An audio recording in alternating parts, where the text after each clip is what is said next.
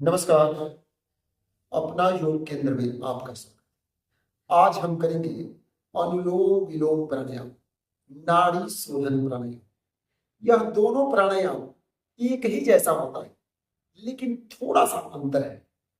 नाड़ी शोधन प्राणायाम हमारे नाड़ी को शुद्ध करता है, जैसे कि नाम से ही पता चल रहा है। अनुलोम विलोम प्राणायाम भी हमारे शरीर के हर कोशिकाओं तक ऑक्सीजन का प्रवाह बढ़ाता है। यह दोनों प्राणायाम अपने आप में ही अद्भुत प्राणायाम है और सहज रूप में किया जा सकता है, आसानी से किया जा सकता है। बुढ़े बुजुर्ग बच्चे कोई भी कर सकता है, कोई भी इसका दुष्प्रभाव नहीं है, कोई साइड इफेक्ट नहीं है, सभी लोग कर सकते हैं इस प्राणायाम। तो जानते हैं दोनों में अंतर क्या है। अनुलोम विलोम प्राणायाम के लिए साधारण किसी भी ध्यानात्मक आसन में बैठ जाते हैं, जैसे हम अभी सुखासन में बैठे हैं। आप पद्मासन, वज्रासन, स्वस्तिकासन इत्यादि किसी भी आसन में बैठ सकते हैं। कमर गर्दन को सीधा रखेंगे, दाहिने हाथ को उठाएंगे, कोहनी को थोड़ा सा ऊपर रखने का प्रयास करेंगे। अपने नासिका छिद्र, दाहिने नासिका छिद्र को दाहिने अंगूठे से बंद करेंगे और इस दो अंगुली, तर्जनी और मध्यमा, इस दो अंगुली का यूज प्राणायाम में नहीं किया जाता है। इसको ललाट पर रख लें या मोड़ कर रखें। केवल इन्हीं तीन अंगुलियों को यूज किया जाता है। कौन कौन? अंगुष्ठा, कनिष्ठा और अनामिका। मध्यमा और तर्जनी को यूज नहीं किया जाता है। तो आप कैसे करेंगे? दाहिने नासिका छिद्र को अपने दाहिने हाथ के अंगूठे से बंद करेंगे और बाएं नासिका छिद्र को जब बंद करना होगा तो इससे करेंगे। आपको दिखाई दे रहा होगा। सीधा बैठेंगे और जब हम दाहिने नासिका छिद्र को बंद करेंगे तो बाएं नासिका छिद्र से सांस भरेंगे और फिर बाएं नासिका छिद्र को बंद करेंगे, दाहिने नासिका छिद्र से। इसी को पुनरावृत्ति करते हैं। इसे अनुलोम विलोम प्राणायाम कहा गया है। तो नाड़ी शोधन प्राणायाम क्या है? नाड़ी शोधन प्राणायाम में इसी क्रम को किया जाता है, लेकिन रेचक, पूरक और कुंभक के रेशियो अनुपात अलग अलग होते हैं। इसमें रेचक, पूरक, कुंभक क्या होता है? सांस छोड़ने की क्रिया को रेचक कहते हैं और लेने की क्रिया को पूरक कहते हैं, और रोकने, जो सांस भरकर रोकते हैं या छोड़कर रोकते हैं, उसे हम कुंभक कहते हैं योग के टर्मिनोलॉजी।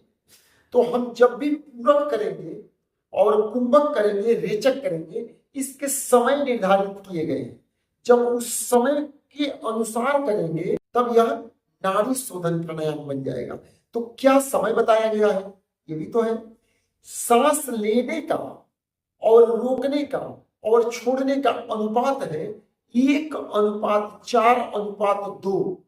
जैसे यदि आप 10 सेकंड में सांस भर रहे हैं तो 40 सेकंड सांस को रोकिए और 20 सेकंड में छोड़िए, तब यह बन जाएगा नाड़ी शोधन प्राणायाम।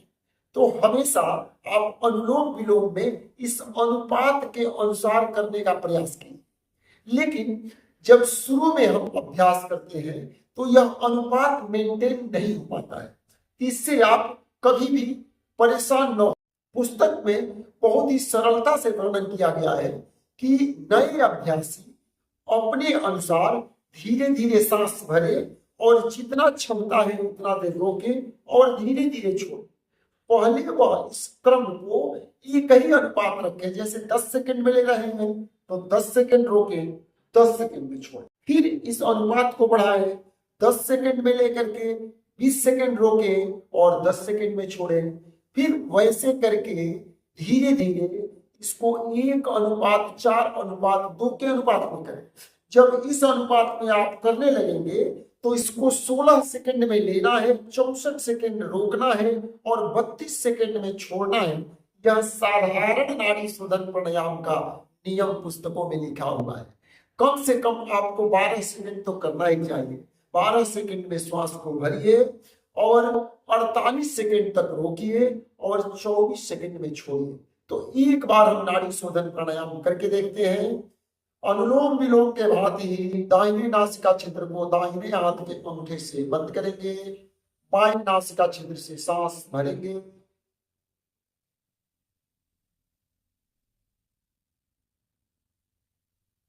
फिर सांस को रोकेंगे।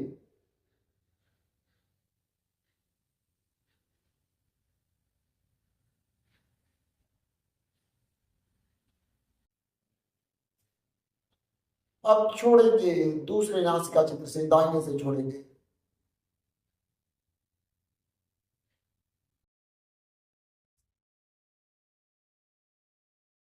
यह एक साइकिल। फिर इसी को विपरीत दिशा में करेंगे। यह हो जाएगा नाड़ी शोधन प्राणायाम। मैं 5 सेकंड, 20 सेकंड और 10 सेकंड किया। आप भी यदि नए अभ्यासी हैं तो 5 सेकंड में लीजिए, 20 सेकंड तक रोकिए, 10 सेकंड में छोड़िए और धीरे धीरे इस समय को बढ़ाइए।